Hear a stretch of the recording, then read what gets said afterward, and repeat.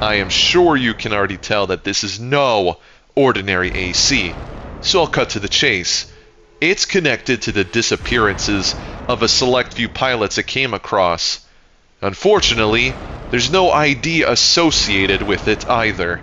We've simply settled on calling this thing the Headless Horseman, appropriate given its appearance. We discovered this AC abandoned shortly after an RAD member reported its sighting, before they themselves also disappeared. We have to try to determine the identity of the pilot. We only have the match log on board to go off of, so let's get to work.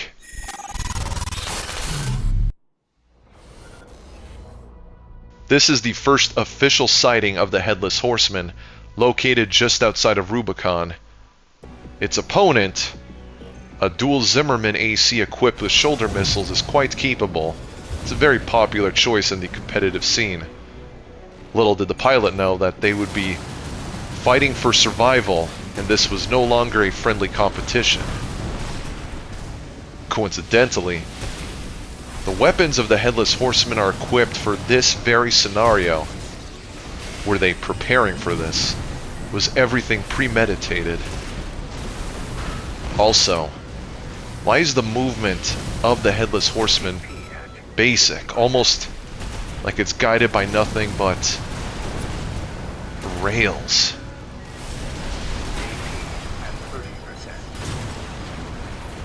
And they're defeated in the first round. Something must have changed dramatically for the outcome to be what it is. Let's keep an eye out.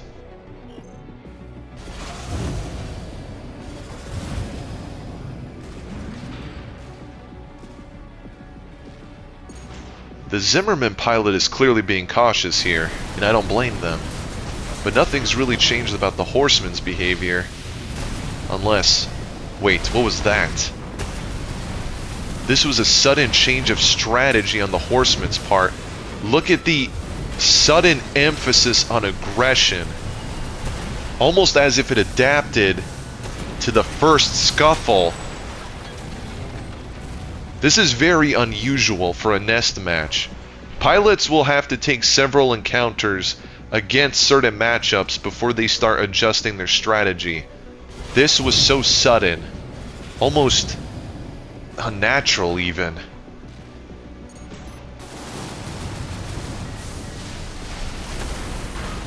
The Zimmerman pilot is trying to go up on offense. Clearly it's not helping them much. And the Horseman shifts back to the strategy that won them that round. Almost like it's on repeat. Like it's found a winning formula. Well, I guess that explains what happened to the Zimmerman pilot after all. No sense on dwelling on this one too much. On to the next match. Looks like once it landed on Rubicon, it faced a variation of an existing armored core, equipped with some powerful weapons too. The pilot attempts to make contact with the Horseman, but it's ignored, like it's there for a singular purpose, as if to make everything it comes across suffer. The weapons support this theory. The charged pile bunker would have ended things. However, the instinctive reaction of the Horseman is proving quite difficult to match. Even though the pilot is at a somewhat safe distance to attack, it's not enough to come out on top. Nothing dramatic has changed about the Horseman's behavior yet. I wonder if it's simply out of reaction or necessity. Another greeting. This time the Horseman responds. Perhaps the actions of the Horseman's pilot is simply a knee-jerk reaction. The pilot is trying to ensure their safety by not going in closer than they need to. missing an opportunity to attack with the pile bunker once more, and is punished for it. Things are not looking good for them. I can only imagine what's going through their head.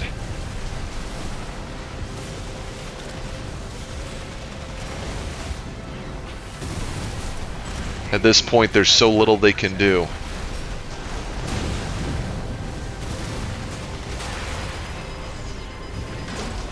Sadly, their attack was just out of reach, and the result was the same as the last. It's hard to think what they could have done differently to prevent this outcome. You really don't see melee-focused ACs that are this heavy. Who is it? Sorry to interrupt, sir. I'm starting to hear voices. Keeping an eye on this thing. Voices. You are clearly sleep deprived. Get back out there. And you, I didn't say you can pause the footage. Now, where were we? Oh, right. The pilot of the heavyweight melee AC. It's intimidating enough to deal with something like the Horseman.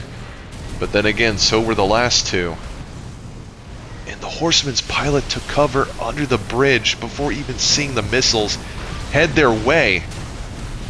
And on top of that, their spacing is on point, like they're orbiting the melee pilot to ensure they don't hit them with their melee strikes when it counts. This is even quicker of a change in strategy than we've witnessed previously. This pilot's ingenuity is something else. But who could be capable of something like this? Such unnatural reaction time. The poor melee pilots can't even attack like they need to. The constant shifting between ground and aerial combat is quite impressive when you take into account that this AC has no head. You might not be aware of this, but an armored core's head provides all visual information to the pilot, thanks to the cameras installed. In this case, however, the cameras must be located elsewhere. Otherwise, well, the Horseman's pilot would be completely blind in this case, and it would not explain the reaction speed or the adjustment of strategy that we've been witnessing. I feel sorry for the melee AC's pilot. They're forced to keep their distance, no longer able to go on offense. Timing like that is impossible without visual confirmation. To stagger someone and have the homing missiles make contact immediately after requires that visual information I mentioned earlier.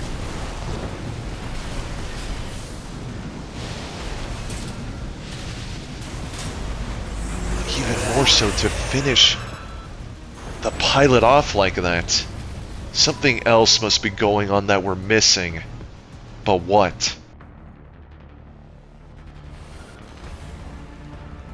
Finally, we get to see what happened to the RAD member I told you about. Originally, the PCA wrote off their distress call as nothing more than the ramblings of a doser, saying that a possessed machine is out to get them. That's where we come in, to analyze the evidence and get to the bottom of who's piloting this Headless Horseman, and hopefully discover the whereabouts of the missing pilots as well. What's interesting now is to see the erratic behavior of the Horseman, almost like it's fueled more by emotion than strategy, which is the opposite of what we've been seeing up till now. But why? Why the sudden shift? This behavior contradicts itself. Good thing the other pilot has a second wind in them. And the Horseman's ensuring their safety behind cover. It's like they only decided to take caution into account when they knew they were going to be the victor. Just who is this pilot? And what is their motivation? Because up till that moment, their attack looked as if it was fueled by a personal vendetta.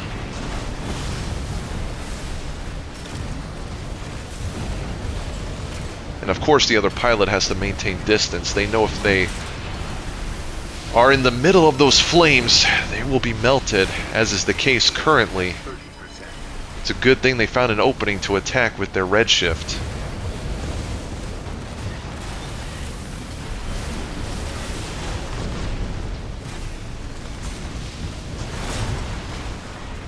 This time, throwing caution to the wind did not benefit the Horsemen.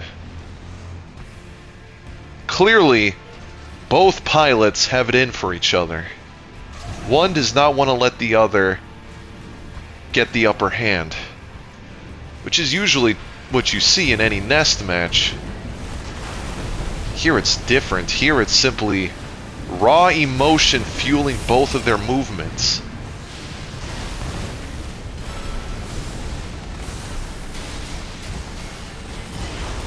Being out in the open does not benefit either pilot. Why resort to such desperation?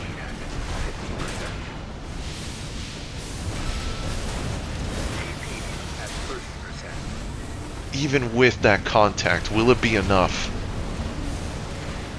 Who is the victor here? And what happened?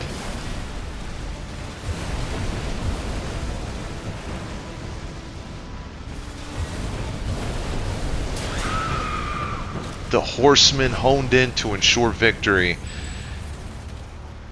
And this is exactly where the spot was of the Horsemen's last whereabouts. When we recovered the AC, we also noticed 2 points of interest. The upper right shoulder has what appears to be a body count in the shape of bones, and a red gun call sign, specifically Gun 13. But when we check the Balaam Red Gun records, there's no one currently assigned this number, or anyone alive, that is. So what does this all mean? What's going on out there? Sir, it's the AC. It's... Quick, activate the backup generator now! What? I didn't authorize any launch sequence? Everyone in the ship is accounted for. So who is in that AC? We have to stop the launch sequence now! Sir, it's... too late, isn't it? How do we explain this? More importantly, what's going to happen to the poor souls down there?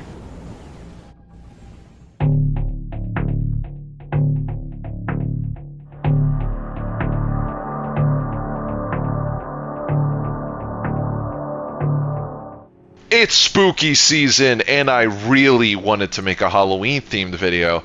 At first, I wanted to try something different, play a scary game, do something non-Armored Core related.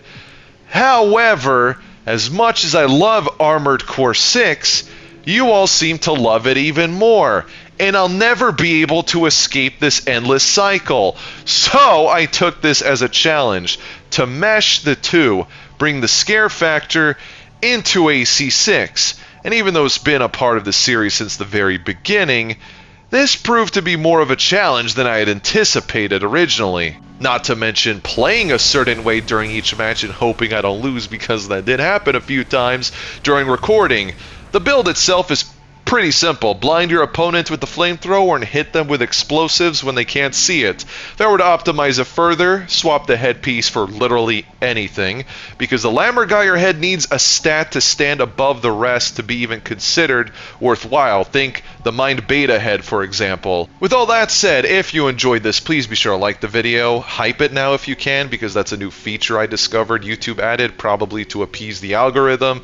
Leave a comment and subscribe so you don't miss the next one. And until next time, take care.